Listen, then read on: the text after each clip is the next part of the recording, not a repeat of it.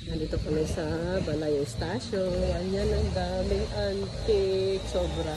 Shout out to the owner of Balay Estacio, which is Madam Joy Estacio. Super ganda talaga ng mga paninda niya dito. Talagang enjoy na enjoy si Mother. Kaya bumalik uli kami dito.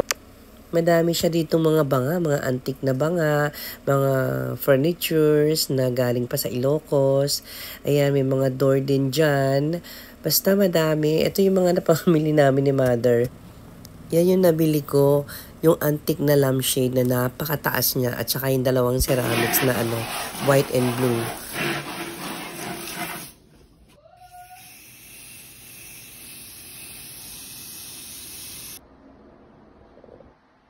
So finally, nakakuha na ako ng kamatch talaga ng aking lampshade cover na chinoiserie din. So ayun, talagang nakaswerte ako kasi antique to ha.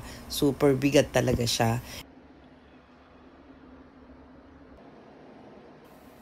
And lastly, itong giant lampshade na talagang binalikan ko siya kasi napakaganda niya. Although yung kanyang lampshade cover ay talagang medyo luman-luma na kasi antique nga siya. Pero ginawan ko naman ang paraan. In-spray paint ko siya. So, ayan.